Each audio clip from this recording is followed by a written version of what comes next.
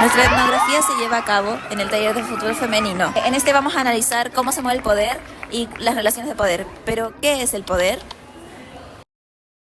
Según Foucault, existen dos maneras de entender el poder. Primero como prohibición y la segunda como normalización. Esta primera se refiere al aspecto del poder que se relaciona con la prohibición, donde ciertas acciones y pensamientos son reprimidos. Esto no solo impide lo que se puede hacer, sino que también marca un límite sobre lo que se puede pensar, generando un sentido de rechazo por lo que sea diferente. El segundo es el poder como normalización, que es la forma en la que se establecen normas de comportamiento consideradas aceptables o normales. En lugar de solo prohibir, el poder normaliza ciertas cosas, creando estándares de conducta que las personas internalizan. Esto se ve en instituciones como la educación, la medicina o el sistema penal, donde se define lo que es normal y se premia la conformidad, mientras que se margina lo que se considera anormal. En este trabajo también hablaremos de Antonio Gramsci y su definición de hegemonía. Él vino con el concepto de hegemonía para explicar cómo las clases dominantes mantienen su poder no solo a través de la coerción, sino también el consenso ideológico. Él habla de una hegemonía cultural que se refiere a la capacidad de una clase social para imponer su visión del mundo, sus valores, normas y creencias, como si fueran universales y naturales. Esto se logra mediante instituciones como la educación, la religión y los medios de comunicación, unas visiones que perpetúan del mundo favorable a los intereses de la clase dominante. ¿Puedes decirme tu nombre completo, curso y tu rol en el equipo? Me llamo María Almazán, soy del tercero medio B y mi rol es de defensa en el equipo. Tengo 17 años, soy de cuarto medio A y me llamo Matilde Valenzuela. Soy oficialmente como la segunda arquera. Yo soy Ana González, mi curso es de tercero medio B y yo generalmente juego de mediocampo de defensa, pero últimamente me estaba enfocando mucho más en la defensa. ¿Y cómo son las relaciones dentro del equipo? Pues siempre en los entrenamientos hay un grupo, los grupos de amigas siempre se mantienen, sin embargo al momento de jugar no hay ningún tipo de riña, de rencor, de mala onda, nunca. Siempre tenemos ese sentimiento de equipo y si tenemos que hablar con una no hay ningún problema, de hecho alegres todas de hablar con las demás, de motivarlas, de enseñarles, de aprender y de también recibir consejos. Pero sí existen grupos dentro del equipo, como existen unas que son más amigas que prefieren como, no, voy a jugar con ella porque... No, porque el profesor los equipos, como a él se le ocurre, no nos dejamos hacer el equipo para que no pase eso. Ah, no les deja elegir el profe para que no haya como separación en la gente. Al principio, tal vez cuando empezamos el taller, sí era muy notorio el tema de los grupos, principalmente de que habían cabras que eran muy buenas, que ya jugaban fútbol y todo eso, y cabras como yo que, No se sentían cómodos. claro, que nunca habíamos jugado, entonces como que igual al principio era medio feo, como uno se veía en las clases, y como que había personas que terminaban enojadas porque su equipo perdía, pero ya se picaban. Sí, a veces. De una vez. Pero yo creo que al principio se da esa dinámica un poco más viva, pero ahora es como totalmente lo contrario, como que la gente igual entendió que tampoco es tan serio. Eso, como, es un equipo de fútbol de un colegio. Claro, y entendieron que al final somos un equipo que cada una llegó como con un piso distinto y como ahora nos llevamos súper bien como todas las cabras. Obviamente siguen habiendo equipos, como grupos, porque, o sea, no sé, por ejemplo, yo estoy con todas mis amigas de cuarto, hay gente que también está con todas sus amigas de segundo, entonces igual hay divisiones, pero en sí nos llevamos todos muy bien. En el equipo de fútbol femenino podemos aplicar las ideas de Foucault para entender cómo funciona el poder de una manera más sutil. A simple vista parece que hay diferentes grupos dentro del equipo que no se juntan mucho fuera de los partidos. Sin embargo, aunque algunas jugadoras tienen más habilidad que otras, no se hacen diferencias cuando juegan.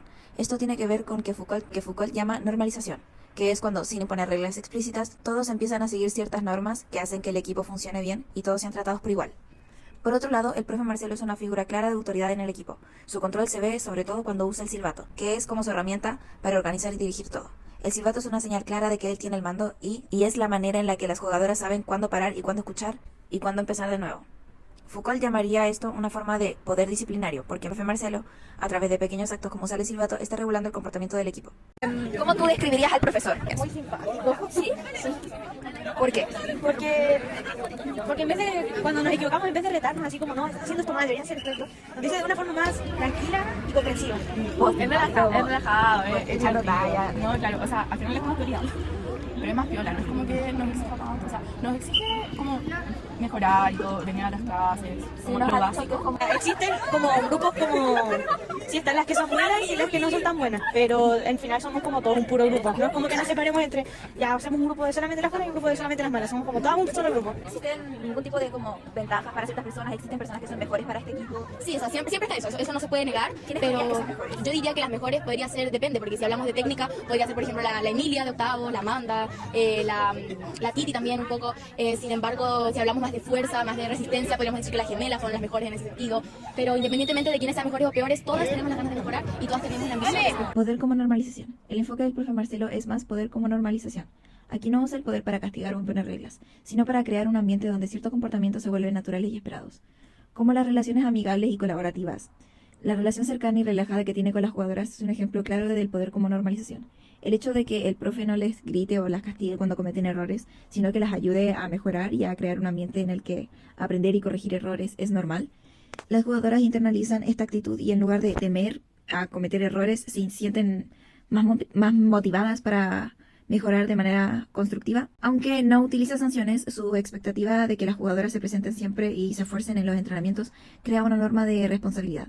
Las jugadoras probablemente se sientan impulsadas a cumplir con estas expectativas, no por miedo a castigos, sino porque participar y dar lo mejor de sí mismas es lo que se espera dentro del grupo.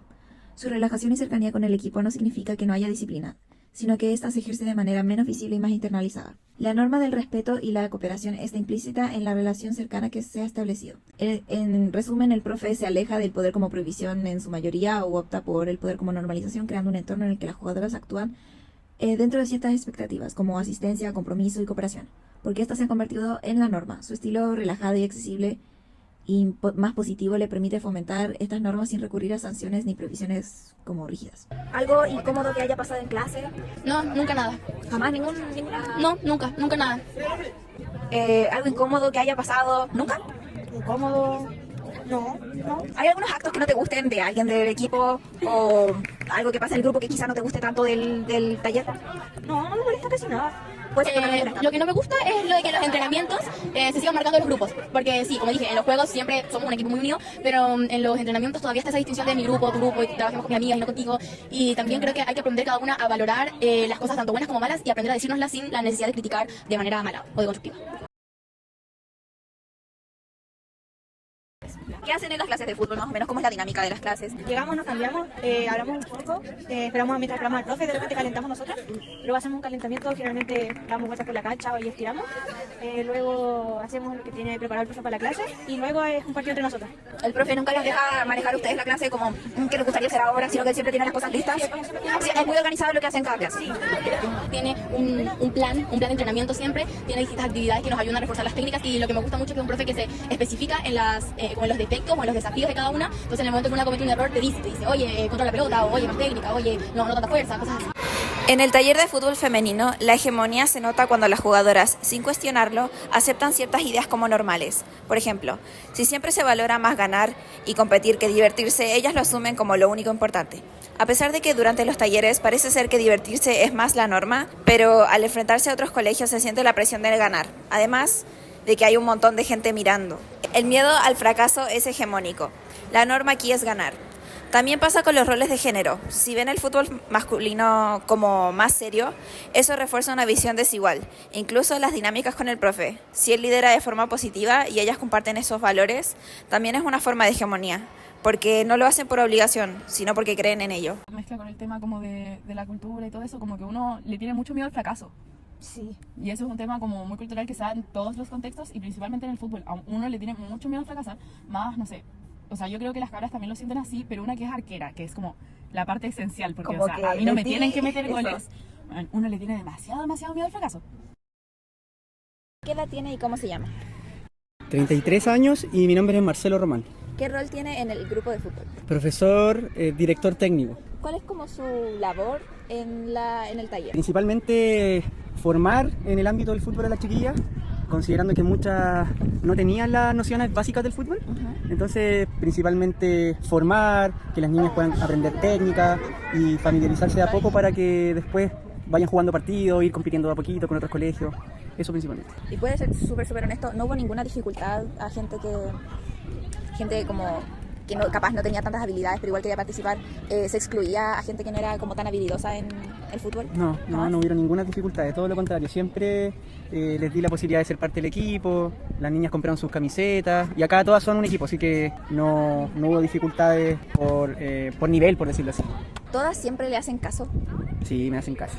Así, Es sin que- ninguna dificultad, ni siquiera... No, es que esta instancia es muy distinta al rol que uno ocupa muchas veces en las clases, po. O sea, tal vez en las clases uno, no sé, pues tiende a ser como más autoritario, a delegar más más funciones, pero acá yo también me siento parte del equipo, entonces todos nos escuchamos, todas pueden opinar. Sí lo he visto como participando en clase, pero ¿usted no cree que usted pierde esa figura de autoridad en este taller? No. No, jamás le ha faltado respeto No, ni nada. nunca. Entonces, como dice, no está esta seriedad de las clases, ¿usted diría que esto es como poco serio?